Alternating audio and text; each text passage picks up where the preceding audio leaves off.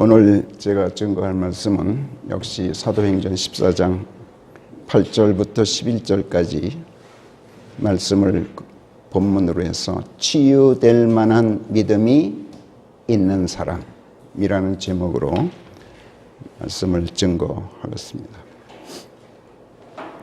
13장에서 바울과 바나바가 이코니움에서 박해를 받았죠. 유대인 종교인들에게.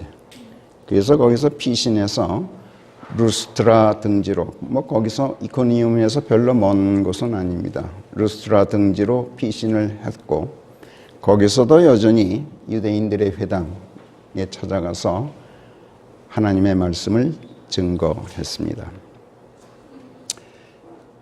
그런데 그 루스트라에 어미의 뱃속에서부터 절름발이로 태어나서 생전 일어나 본 적도 걸어본 적도 없는 어떤 사람 하나를 만나게 됩니다. 그런데 이 절름발이가 물론 사람이 들거듯 실려왔겠죠. 바울이 설교할 때 그 바울이 전하는 복음을 듣고 있었어요. 그 바울이 그를 유심히 쳐다봤는데 본즉 그에게 치유될 만한 믿음이 있다는 것을 감지했다. 이렇게 구절이 쓰고 있어요. 사도행전 14장 9절에서 그에게 치유될 만한 믿음이 있다는 것을 바울이 감지했다. 그래서 바울이 그 안진뱅이를 보고 큰 소리로 말하기를 네 발로 똑바로 일어서라 하고 외칩니다. 그러자 그가 벌떡 일어나 걸었어요.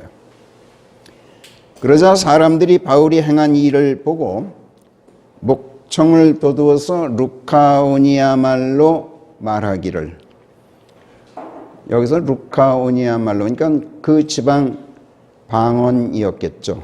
헬라어로 말한 게 아니라 루카오니아 말로 말하기를 신들이 인간들과 똑같은 모습을 하고 우리에게 내려오셨다. 이렇게 환호를 했다고 11절이 쓰고 있어요. 자, 여기서 바울이 그 안진뱅이를 보고 그에게 치유될 만한 믿음이 있었다는 것을 감지하고 큰 소리로 외쳐 말하기를 네 발로 똑바로 일어서라. 이렇게 말했다 그러는데, 여러분 여기서 그 치유될 만한 믿음이 누구에게 있다는 말씀을 어떻게 여러분들은 받아들이십니까? 역사적으로 이름을 날린 주석자들 한 20명 정도의 주석서를 다 조사해 봤더니 깜짝 놀랍게도 다 같이 공통되게 주석한 게 뭐냐면, 나는 치유될 수 있다 라는 자기 확신이 충만했다는 뜻이다.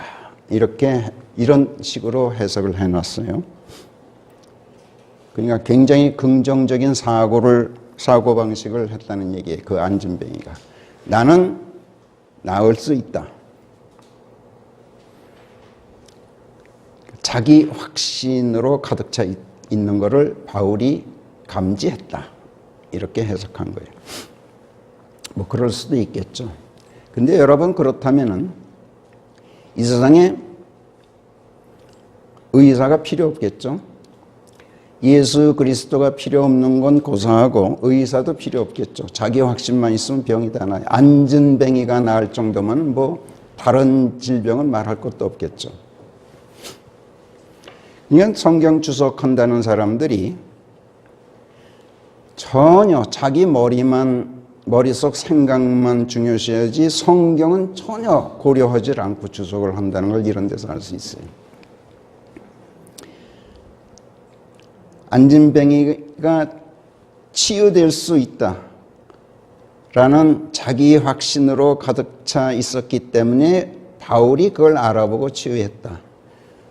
바울이 없어도 될 뻔했어요. 더 놀라운 것은 우리가 사도행전 3장을 보았을 때, 공부했을 때 거기서도 똑같은 장면이 있었죠. 그때는 베드로의 경우였는데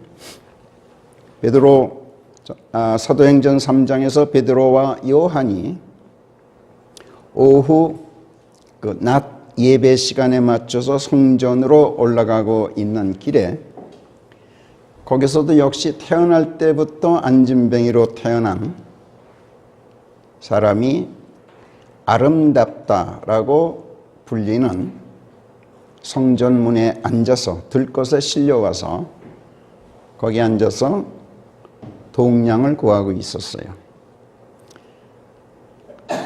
그 안진뱅이 거지를 베드로가 유심히 쳐다보니 그 거지가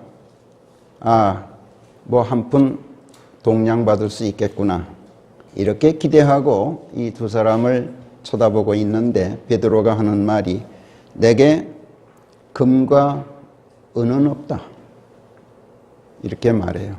그냥 그 안진뱅이 거지가 굉장히 실망했을 거예요.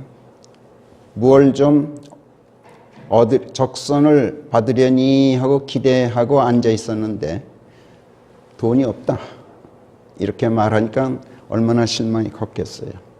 근데 바로 이어서 베드로가 말합니다.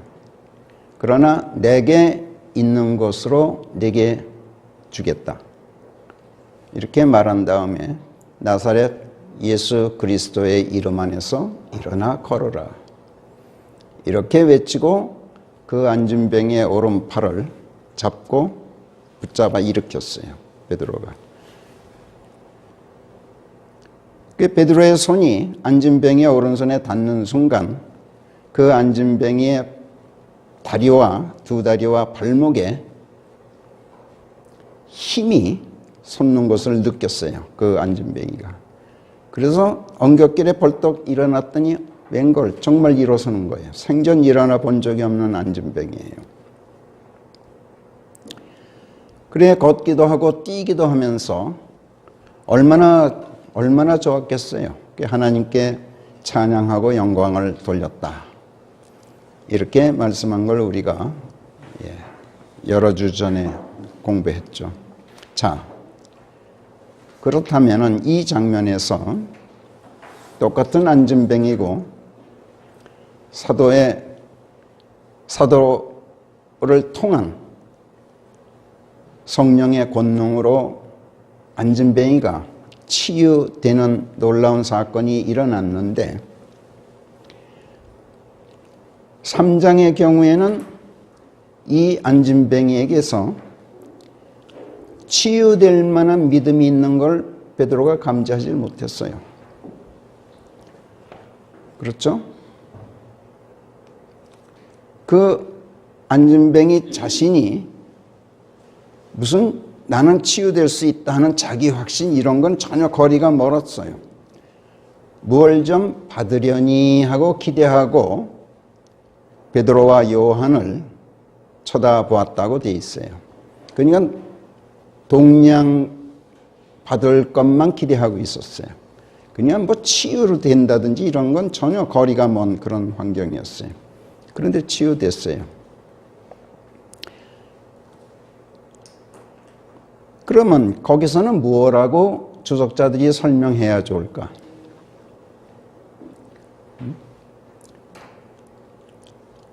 나는 치유될 수 있다라는 믿음이 그에게서 감지되지 않았는데, 말하자면 자기 확신이 전혀 없었는데 어떻게 해서 그런 놀라운 이적이 일어날 수 있었던가? 그걸 어떻게 해석하는지 또 제가 조사해 봤더니 거기서는 누구 하나 언급 없이 그냥 슬그머니 넘어가고 말았어요. 설명할 길이 없어요. 사람의 생각으로는. 그래서 참 제가 새삼스럽게 놀랐는데 여러분들은 어떻게 생각하세요? 3장의 경우와 14장의 경우 상이한 점이 한두 가지가 아니죠. 보세요. 14장에서는 바울이 우선 그 안진뱅이가 3장에서는 안진뱅이가 전혀 복음에 귀를 기울이고 있었던 게 아닙니다. 그냥 성전문에 아름답다라고 일컬어지는 성전문에 앉아서 동양만 기대하고 있을 뿐이었어요. 근데 14장에서 안진뱅이는 바울의 설교를 듣고 귀를 기울이고 있었어요. 복음에 귀를 기울이고 있었어요. 우선 그게 다르죠. 그 다음에 치유될 만한 믿음이 3장의 경우에는 전혀 감지되지 않았는데 14장에서는 바울이 그걸 감지할 수 있었어요.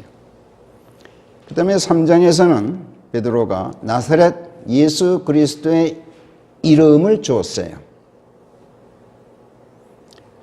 나사렛 예수 그리스도의 이름을 주었다 하면 우리는 잘 배워서 알지만 이게 무슨 뜻인지 아는 사람들이 없어요.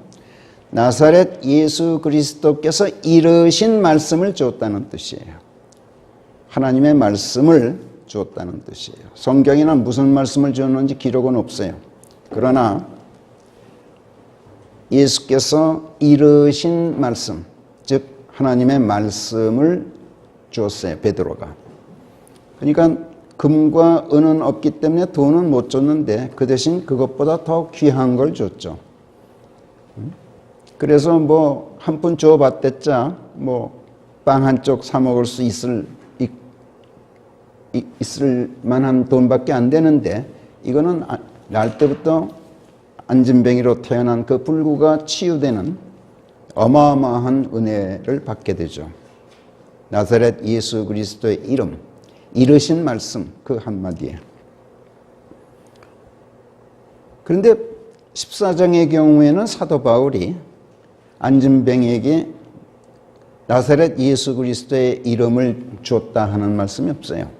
그냥 네 발로 똑바로 일어서라 하고 외쳤을 뿐이에요. 그게 또 달라요. 자, 그 다음에 3장의 경우에는 베드로가 그 안진뱅이의 오른손을 붙잡아 일으켰어요. 그런데 14장에서는 바울이 안진뱅이를 붙잡아 일으킨 게 아니라 네 발로 일어서라 이렇게 명령했어요. 그러니까 그냥 일어났어요. 이렇게 달라요. 상황이 좀. 그런데 일어난 결과는 똑같아요. 또 치유된 병도 똑같아요. 똑같이 안진뱅이에요. 그것도 전부 다 선천적인 태어날 때부터 어미의 뱃속에서부터 안진뱅이로 태어난 사람이에요. 똑같은 환경에 있는 똑같은 조건을 가진 사람이 똑같은 결과를 맞았는데 그 과정은 조금씩 다르단 말이에요. 이걸 어떻게 설명할 것인가? 치유될 만한 믿음이 없어도 치유되고 있으며 있어도 치유된다. 어떻게 설명할 것인가? 우선 치유될 만한 믿음이 무슨 뜻인가를 우리가 배워야 돼요. 주석자들이 해석하듯이 나는 치유될 수 있다 하는 나의 자기 확신. 절대로 아니에요. 말하자면 나는 치유될 수 있다라고 믿는 내가 믿는 내 확신, 내 신념이 나를 치유했다. 그러면 하나님도 필요 없고 성령의 권능도 필요 없고 아까 말씀드린 것처럼 의사도 필요 없고 약도 필요 없겠죠. 그렇게 해석하는 것이 원래 종교적 교리에서 나와요.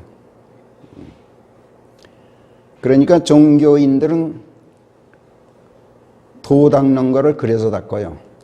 도를 닦는다는 거는 자기의 확신을 기르는 수양이에요. 그게.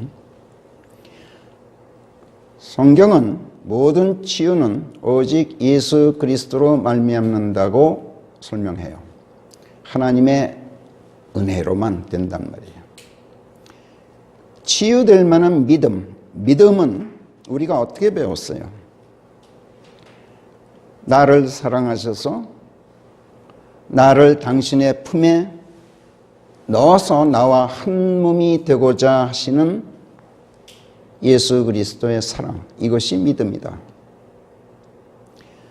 그래서 한 몸이 되기 때문에 예수 그리스도의 믿음이 곧 내 믿음이 될 수 있다. 내 믿음, 네 믿음이 따로 없죠. 그렇게 되면 원래는 하나님께서 나를 먼저 사랑하셨기 때문에 믿음도 원래는 하나님의 믿음이에요. 그러나 그 결과는 하나님의 믿음이 내 믿음, 내 믿음이 하나님의 믿음이 된다. 이렇게 우리가 배웠어요. 그래서 그 안진뱅이 거지에게 치유될 만한 믿음이 임하여 있는 걸 바울이 감지했다는 말은 말씀 그대로예요. 그를 사랑하셔서 그를 치유하고자 하시는 하나님의 사랑이 그의 위에 임하여 있는 것을 바울이 감지했다. 이런 뜻이에요. 아하, 하나님께서 이 불쌍한 안진뱅이를 사랑하셔서 그를 치유하고자 하시는 그 극진한 사랑을 지금 퍼붓고 계시는구나. 안진뱅이는 몰랐어도 영이 살아있는 사도 바울은 그걸 즉각 감지했던 거예요. 영적 감각이 살아있는 사람은 그걸 금방 감지해요. 그런 걸. 그러니까 서슴없이 네 발로 일어서라 하고 명령을 했어요. 왜 나사렛 예수 그리스도의 이름을 주지 않아도 되었던가? 이미 그 안진뱅이는 바울이 설교하는 그 설교를 귀 기울여 들으면서 하나님의 말씀을 이미 받아 갖고 있었어요. 나사렛 예수 그리스도의 이름이 이미 그 14장에서는 주어져 있었어요. 그렇죠? 그게 3장의 경우와 14장의 경우가 차이가 나는 거예요. 3장의 경우에는 그냥 성전문에 앉아서 동냥이나 구하고 있었는데 14장에서는 이 안진뱅이가 열심히 복음을 듣고 있었어요.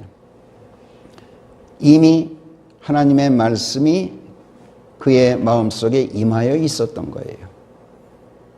바울이 설교를 통해서 하나님의 말씀, 나사렛 예수 그리스도의 이름을 그 안진뱅이에게 이미 준 뒤였던 거예요.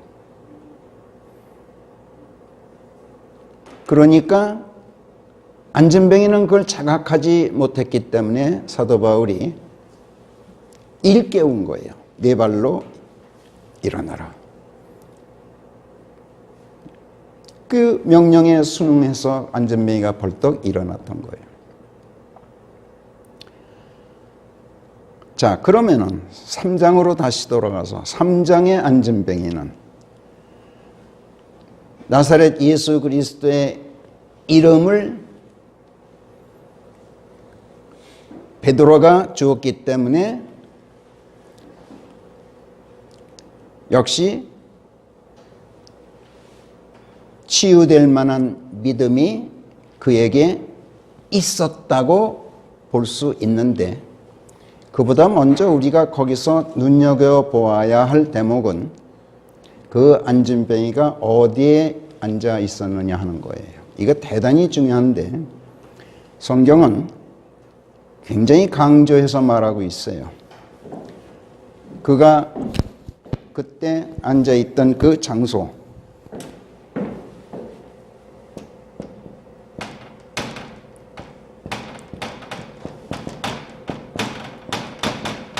The Beautiful 이라고 불리는 성전문에 앉아 있었어요. 아름답다 라는 이름이에요. 개역본에서는 미문이라고 쓰죠. 미문이라고 개역본에서는 말하고 있어요. 예, 좋아요. 미문이라도. 예.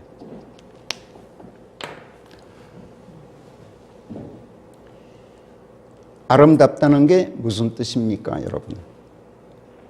아름답다란 말은 암답다 라는 말이 변형된 거예요. 암답다. 알미 뭐라고 우리가 배웠죠? 안다. 아담이 그의 아내 이브를 알았더니 그녀가 잉태하여 카인을 낳았더라. 안다 하라는 말은 두 사람이 한 몸이 되는 것이 알미예요. 하나님의 천사가 마리아에게 나타나서 너는 하나님의 은총을 입었다. 네가 잉태하여 아들을 낳을 것이다.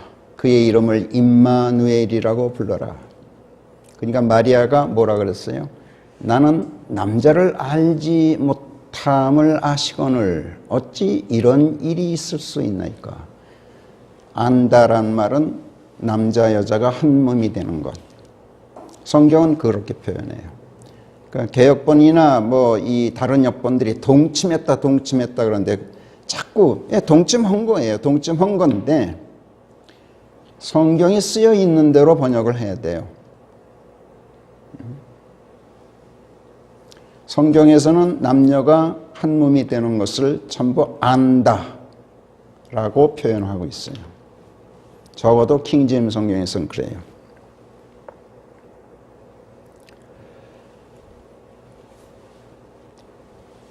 이 안다라는 말을 명사로 쓰면 알미죠. 네. 이 알은 한 몸됨, 믿음과 똑같은 뜻이에요. 그래서 믿음은 사랑에서 나오기 때문에 사랑과도 같은 뜻이라 그랬어요. 사랑, 믿음, 암 이건 다 똑같은 뜻이에요.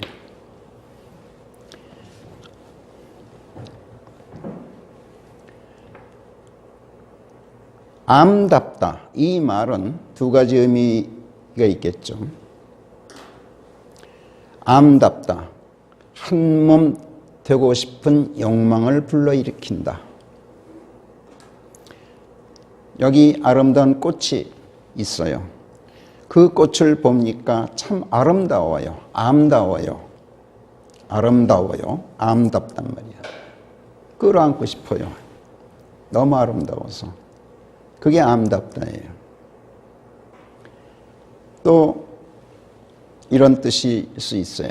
암답다. 끌어 안아줄만 하다. 안아줄 것 같다.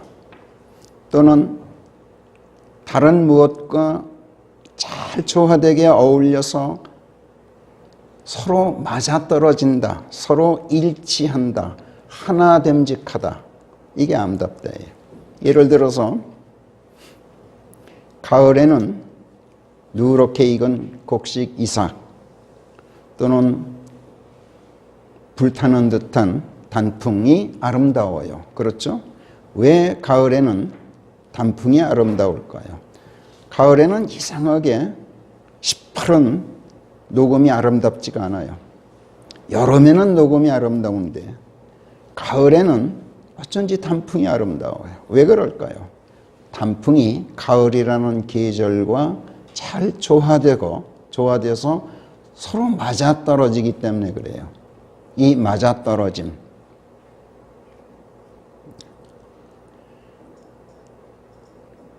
이게 아름답다예요.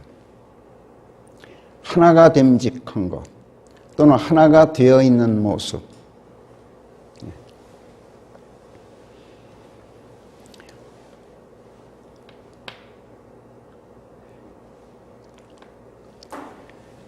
그 바로 아름답다라고 불리는 성전문에 그 안진뱅이가 앉아 있었다는 것은 참 우발적이고 우연한 일처럼 여겨져요. 또 사실이 그래요. 일부러 그 성전문이 뭐 동대문도 있고 남대문도 있고 서대문도 있을 텐데 일부러 아름답다라고 불리는 그 대문 성전문을 찾아서 앉은 것도 아닐 것이고 그냥 앉아 있었어요. 그러니까 우연이죠. 그러나 그 안진뱅이를 거기다 앉힌 분은 누구예요? 하나님 아니에요.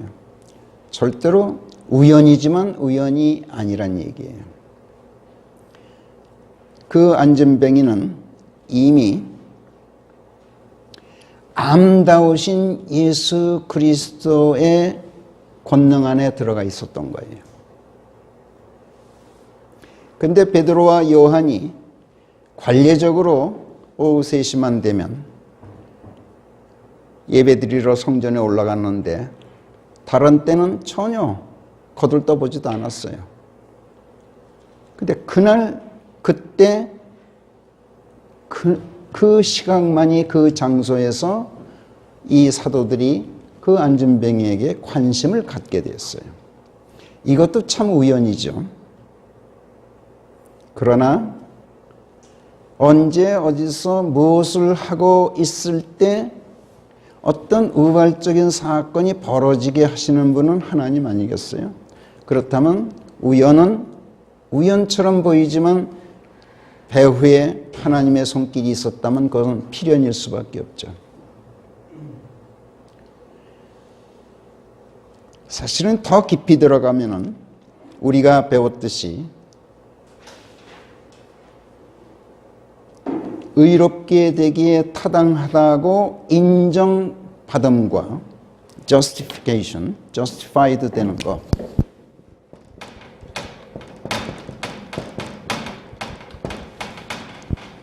예수께서 십자가에 달려서 대속의 죽음을 죽으시고 모든 죄인들을 죽음에서 구속하셨다 라는 사실을 내가 믿으면 나는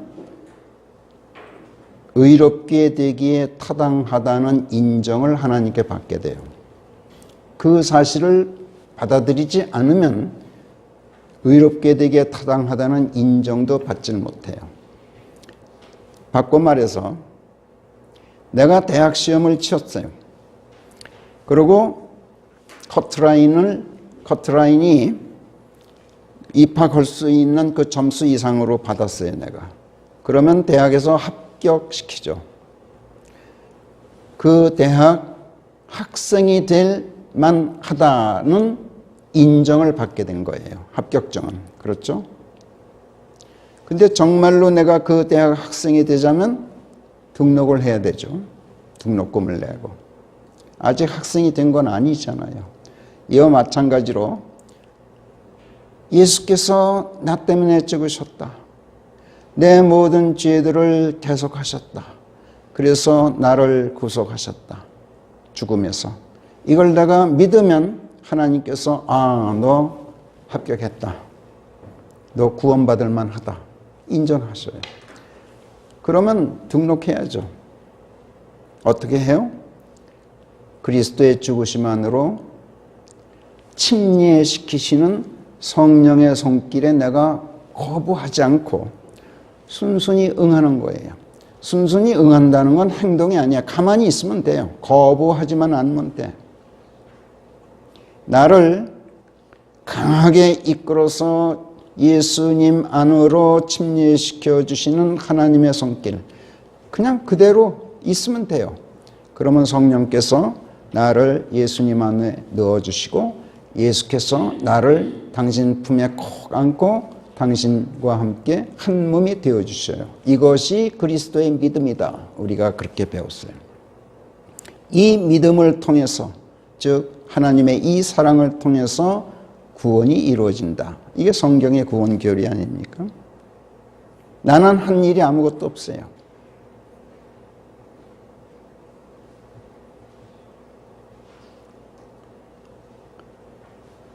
이 안진뱅이가 아름답다라는 성전문에 앉아 있었다는 사실은 자기는 자각하지 못했지만은 한몸 되고자 하시는 암다우신 예수 그리스도의 자리에 성령께서 갖다 앉혀 놓으신 거예요. 그래서 하나님께서 너는 치유될 만하다. 구원받을 만하다. 의롭게 될 만하다, 타당하다라고 인정을 해 주시는 거예요. 자기는 아무것도 한 일이 없는데.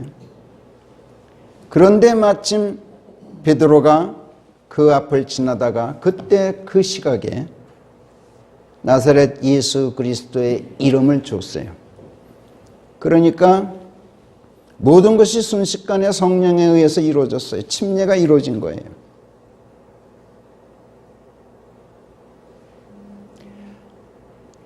그러니까 결국은 14장의 경우에서나 또는 3장의 경우에서나 상황이 많이 다른 것 같지만 사실은 똑같은 이 일들이 벌어졌던 거예요. 중요한 것은 모든 것이 하나님께서 처음부터 끝까지 시종일관 하나님께서 하신 일들인 거예요. 여기서 우리가 한 가지 꼭 유의해 둘 일이 있어요. 치유, 힐링. 지금 우리는 사도행전 3장에서나 14장에서나 치유에 대해서 이 치유가 신체적인 불구나 몸의 질병의 치유를 말하고 있는 걸 우리가 지금 보고 있어요. 근데 성경에서 원래 치유란 더 중요한 치유는 폐역에서 이 세상 폐역에서 또는 죽음에서 생명 안으로 옮겨놓는 것이 치유 아니겠어요? 말하자면 치유는 구원이에요. 구원이 치유예요.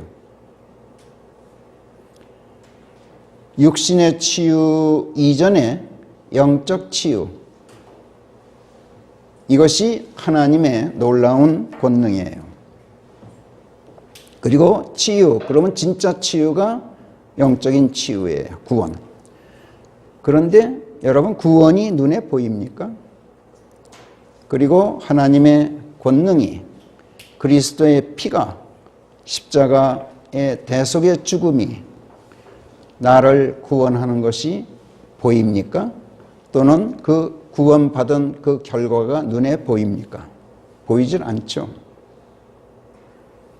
성경에 보면 어떤 사건이든지 하나님께서 이렇게 눈에 보이지 않는 영적 사건들을 사람들로 하여금 확신하게 만들어 주시기 위해서 눈에 보이는 구체적인 실제적인 사건으로 과시하시는 경우가 거의 대부분의 경우가 하나님께서 하시는 방법이에요. 그래서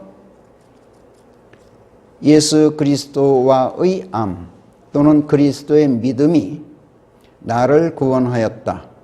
그것이 곧 나를 폐역에서 의로 옮기는, 죽음에서 생명으로 옮기는 하나님의 치유였다. 그런데 그것이 눈에 보이지 않기 때문에 모든 것이 관념에 묻혀 버리고 허구에 가까운 것으로 우리가 여기기 때문에 실감을 못해서 구원받고도 구원받은 사람 다울 수가 없고, 구원받았다는 확신이 자기 확신에 지나지 않지 증거가 없는 거야. 그래서 하나님께서는 안 되겠다. 이것을 아주 현실적으로, 구체적으로, 실제적인 사건이라는 것을 사람들이, 모든 그리스도인들이 확신할 필요가 있다. 이렇게 생각하시고 그 눈에 보이지 않는 영적 사건을 눈에 보이는 신체적 사건으로 하나님께서 데모를 해주셔요. 데몬스트레이트. 그거를 과시해 보여주셔요. 그게 바로 이 3장에서나 14장에서처럼 신체적인 치유로 나타나요. 영적 치유를 신체적인 치유로 이렇게 하나님께서 보여주시는 거예요. 봐라. 내 권능은 태어날 때부터 안진뱅이로 태어난 자도 벌떡 일으킨다. 장님도 벌떡 일으킨다. 구원이 바로 그렇다. 너희를 죽을 수밖에 없는 너희들을 내가 영원히 살릴 수 있는 권능도 있다. 믿지 못하지, 눈에 안 보이니까. 그러면 이거는 믿을 수 있느냐? 그리고 신체적인 사건을 일으켜 주시는 거예요. 그런데 어떻게 해서 이 신체적인 치유, 육신적인 치유가 이루어졌는지 이미 보았죠. 치유될 만한 믿음이 임하여 있을 때. 구원도 똑같잖아요. 나를 구원하시는 예수 그리스도의 사랑, 그리스도의 믿음이 내게 임하여 있을 때 내가 구원받잖아요.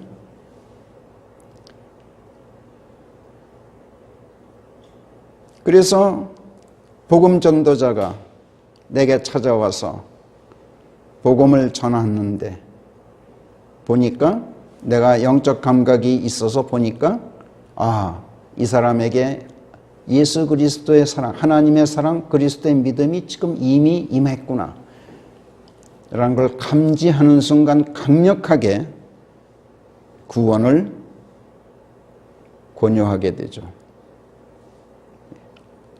그러면 그 자리에서 구원받은 사람이 환호하고 찬양하고 하나님께 영광을 돌리게 돼요. 이 사건을 지금 사도행전 14장에서 바울을 통해서 보여주고 계시고 또 3장에서 베드로를 통해서 보여주고 계셨던 거예요.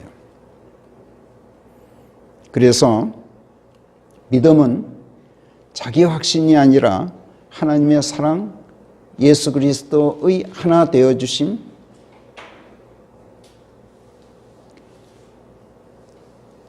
그것이 내게 있을 때 나는 어떤 질병에서도 치유될 수 있고 어떤 경우에서도 나는 폐역으로 이끌려 들어가지 않고 하나님의 의의 길 안에 있을 수 있다라는 사실이 확인이 됩니다. 그래서 우리 식구들 가운데 병을 앓고 있는 우리 자매님들, 이 사실을 정말 이 말씀을 마음에 담고 계셔야 돼요. 내게 치유될 만한 믿음이 있는가? 이걸 돌아보세요. 하나님의 사랑이 내게 임하여 있는가? 그리스도의 믿음이 내게 임하여 있는가? 만약에 그 확신이 없다면 아름답다라고 불리는 성전문에 가서 앉아 계세요. 또는 14장의 안진뱅이의 경우처럼 하나님의 말씀에 열심히 말씀의 귀를 기울이고 계세요. 그러면 나도 모르는 사이에 치유될 만한 믿음이 내게 임하고 그것을 하나님께서 감지하시고 질병을 고쳐주셔요. 죽은 사람도 살리시는데 그까진 질병 하나 못 고치시겠어요? 사도행전 4장 12절에서 베드로가 사도행전 4장에서 설교를 한 다음에 그리고 3장에서 그 사건에 대해서 사람들이 경이로워하고 놀라워하고 의아해하고 있는 그 유대인들 앞에서 너희가 왜 이상하게 여기고 경이로워하고 놀라워하느냐? 이건 내가 한 것이 아니라 하나님께서 하신 일이다. 그런 다음 그 설교를 무슨 말로 끝냈는지 아세요? 12절에서 사도행전 4장 12절에서 다른 누구 안에도 구원은 없나니 대단한 웅변이 터져 나옵니다. 다른 누구 안에도 구원은 없나니 이는 천하의 다른 어떤 이름도 사람들에게 주어지지 않았음인즉 우리는 반드시 이 이름으로 구원받아야 한다오. 이렇게 외쳤어요.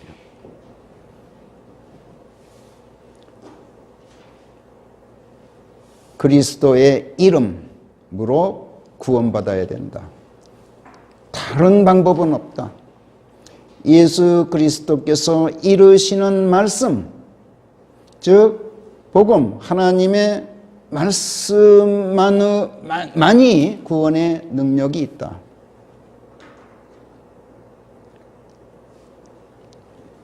다른 그 무엇으로도 구원에 이를 수는 없다. 지금 이 설교였던 건데, 이 구원이란 말을 치유라는 말로 고쳐서 한번 읽어봐요. 다른 누구 안에도 치유는 없나니 이는 천하의 다른 어떤 이름도 사람들에게 주어지지 않았음인즉 우리는 반드시 이 이름으로, 예수 그리스도의 이름으로, 하나님의 말씀으로 치유받아야 한다고. 그런 설교였던 거예요. 다시 말씀드리지만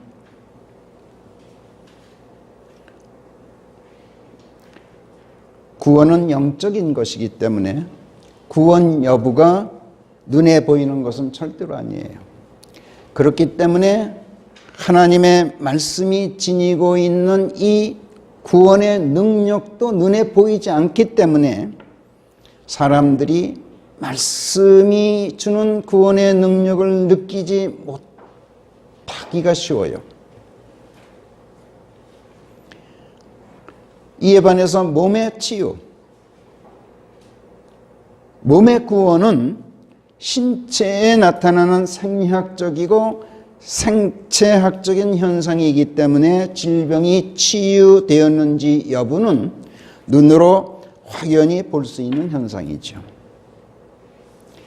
그래서 성령께서는 하나님의 말씀이 지니고 있는 눈에 보이지 않는 구원의 능력을 때때로 몸의 치유 현상으로 눈에 보이게 과시해 보여주셔요. 그래서 적선할 돈이 한 푼도 없던 베드로가 사도행전 3장에서 자기에게 있는 것을 안진뱅이에게 대신 주었어요. 그게 뭐였어요? 그것이 곧 나사렛 예수 그리스도의 이름, 즉 예수께서 이르신 하나님의 말씀을 줬던 거예요. 그 안진뱅이가 원했건 원하지 않았건 예수님의 일방적인 사랑이었고 그리스도의 믿음이 그 말씀을 타고 그에게 임함으로써 치유의 권능이 일방적으로 행사되었던 거예요. 이것은 예수 그리스도의 이름이 구원의 권능을 발휘한다는 것을 과시하는 사건이었고 하나님의 말씀을 통하여 구원하시는 성령의 역사하심이 나타난다는 것을 보여주는 아주 극적인 사건이었어요.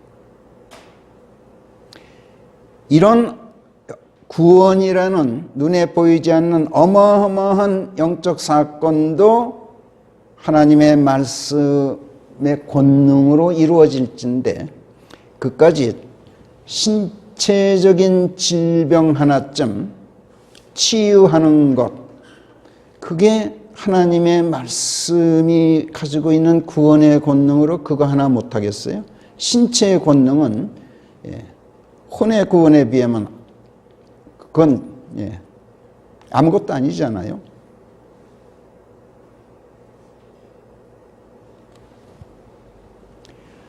표면상으로는 모든 것이 다 우발적인 우연인 것처럼 보이지만 아까 설명드렸듯이 모두가 맞아떨어졌어요.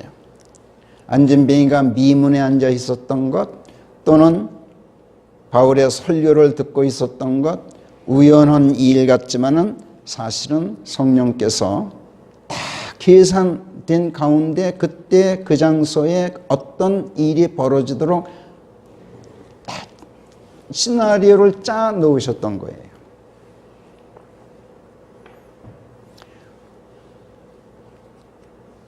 그리스도인들이라고 자처하는 사람들이 운이 좋다, 운이 좋았다, 운이 나빴다 나빴다라는 말을 하는 걸 금기로 삼죠. 여러분들도 아마 그러실지도 모르겠어요.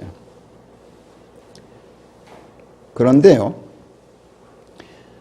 그 사람들이 왜 그러면 운이 좋다, 나빴다 라는 말을 쓰지 못하게 하느냐.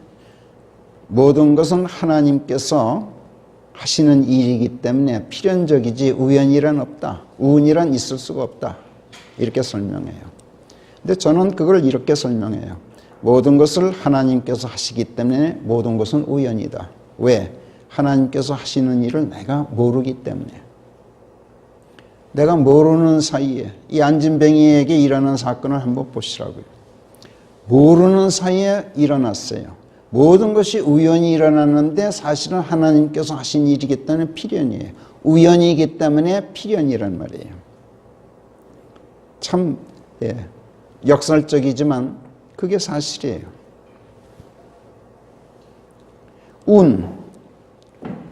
운이 좋다, 운이 나쁘다.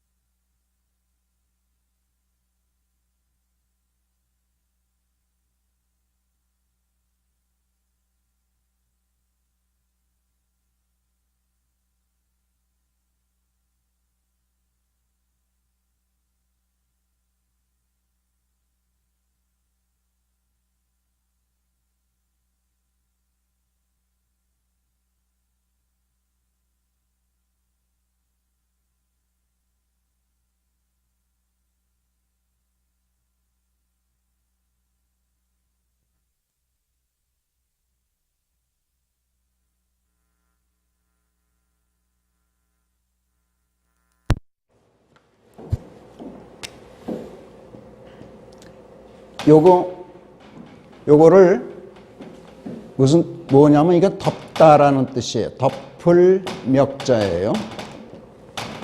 덮는 모습. 땅을 덮고 있는 하늘을 나타내요. 그 다음에 이거는 뭐예요? 병거. 수레 걷자 아니에요? 차.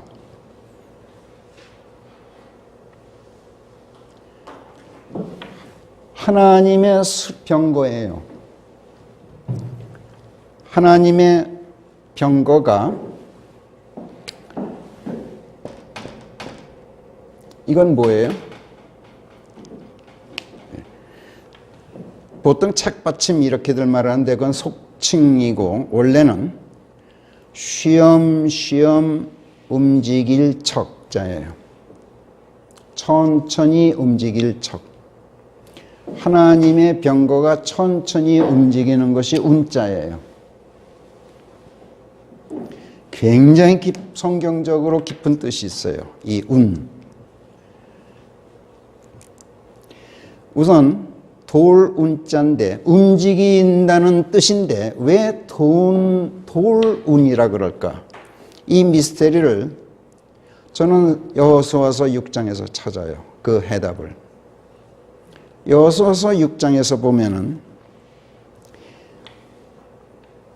여리고 성이 철옹성이야. 도저히 무너뜨릴 수가 없어. 반드시 가나안으로 들어가자면 여리고 성을 함락시켜야 되는데 철옹성이야. 이때 하나님께서 여호수아에게 나타나서 전술을 가르쳐 주셔요. 이렇게 해라. 그러면 하루아침에 무너질 것이다.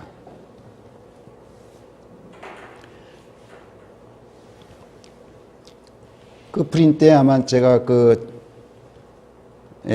해드렸으니까 집에서 한번 읽어보세요. 내용은 이래요. 언약궤를 앞세워서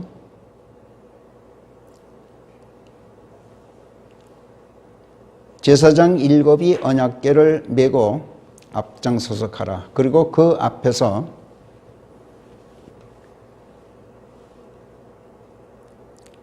나팔을 나팔을 맨 사람들이 앞장서서 가라.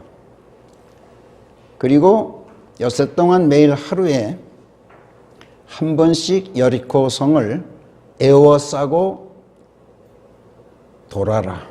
여기서 돌론자가 나와요. 하나님의 움직이심, 성령의 움직이심,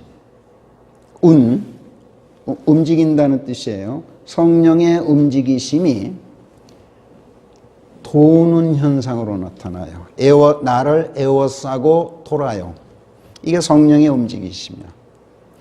하나님께서 내게 무슨 일을 하실 때 나한테 직격탄을 쏘시는 게 아니라 나를 에워싸고 빙빙 도세요. 그것도 천천히 도셔요. 쉬엄쉬엄 움직일 척자예요. 하나님의 병거가 나를 에워싸고 천천히 돌아요. 이게 성령의 움직임이에요. 하루에 한 번씩. 그리고 마지막 7째 날에는 7바퀴를 돌아요.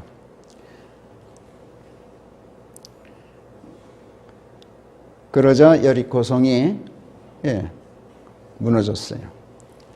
철옹성 같던 내 인간 자아가 하나님의 말씀 앞에서 성령의 움직임 앞에서 내가 무너지고 말았어요. 이것이 내가 구원받은 사건 아니었어요?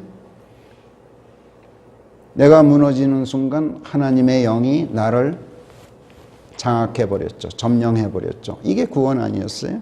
이게 성령의 움직임이에요. 이 운자가 그런 의미가 있어요.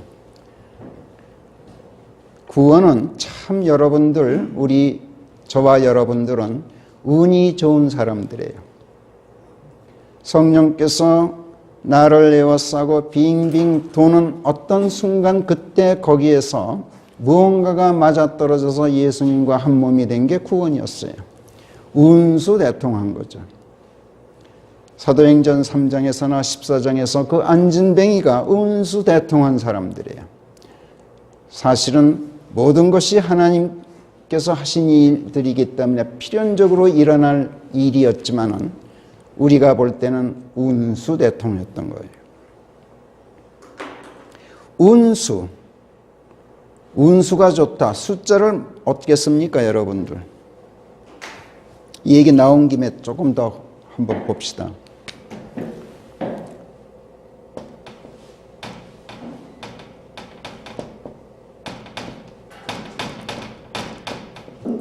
이게 수 아니에요?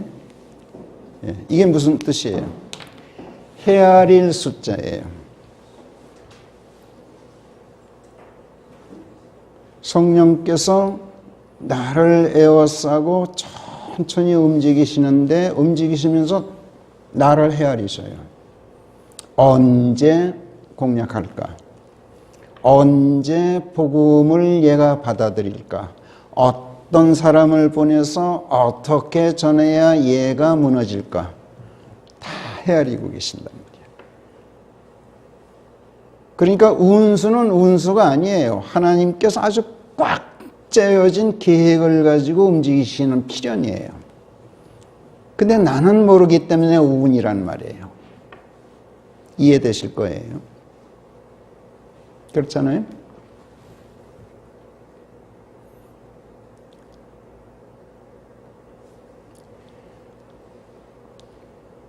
그런데 그 운이 어떻게 내게 닥치느냐? 좋은 운이, 맞아떨어지는 운이. 나사렛 예수 그리스도의 이름이 내게 임할 때 그 운이 닥쳐요.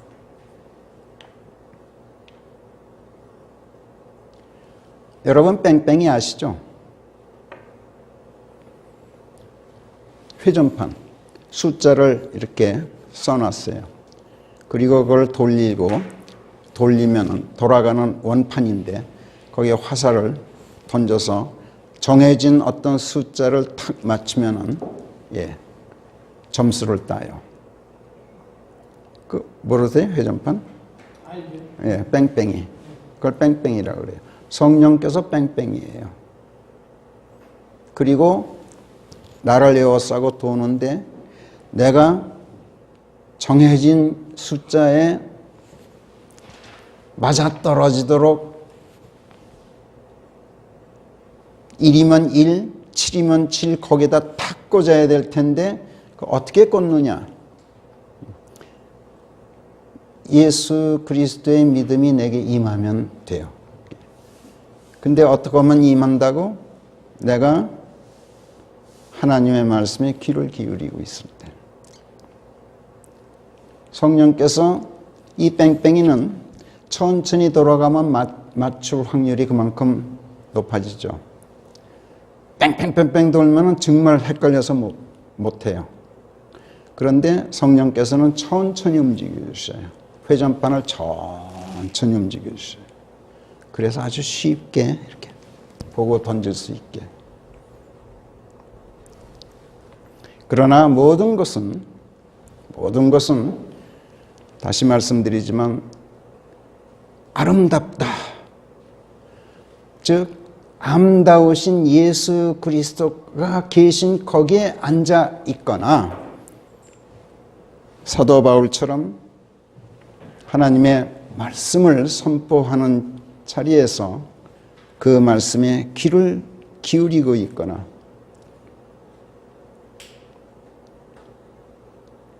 그런데 그것을 내가 하는 것이 아니라 그것도 성령께서 하시는 거기 때문에 거부하지만 않으면 하나님의 말씀을 누가 내게 들고 왔을 때 내가 귀를 막지만 않으면 마음을 닫지만 않으면 나는 아무것도 할 필요가 없어요. 가만히 있기만 하면 그러면 모든 것은 성령께서 그 다음은 다 해주신다는 얘기예요. 집에 가서 여리고성 얘기 여호수아서 6장 반드시 다시 한번 읽으시고 오늘 제가 설교드린 그 말씀을 염두에 두고 그 여리고성이 함락되는 장면을 여러분들이 성경에서 읽으면 전혀 그 말씀이 해리포터의 무슨 동화 같은 그런 이야기로 들리지 않고 참 저절로 고개가 끄덕여질 거예요. 하나님의 말씀 속에는 참 황당한 것처럼 들리지만 이런 놀라운 비밀이 진실이 비밀스럽게 담겨 있어요. 금년 한 해 여러분 하루 24시간 오직 하나님의 말씀 안에 있는 한 해가 되기를 예수님의 이름으로 축원합니다. 기도하겠습니다. 은혜로우신 하나님, 언제인가 그때 어디인가 거기서 무엇인가 저희가 무엇을 하고 있을 때 그때 그 자리가 바로 성령의 움직이심과 맞아떨어지는 때가 되고 장소가 되게 하셔서 저희에게 내미신 아버지 하나님의 손을 저희가 붙잡는 놀라운 행운을 주신 것을 감사합니다. 이렇게 하여 구원에 이르게 하시고 복된 소망 안에서 다시 오실 주님을 기다리며 의연할 수 있게 하셨으니 하나님, 저희들의 몸 또한 치유되고 질병으로부터 구원받을 수 있도록 저희들을 아버지 하나님의 사랑 예수 그리스도의 이름 안에 늘 단단히 가두어 두시어서 치유될 만한 믿음이 저희에게 늘 임하여 있도록 은혜 내려 주시옵소서. 감사하옵고 우리 주 예수 그리스도의 이름 안에서 기도하옵나이다.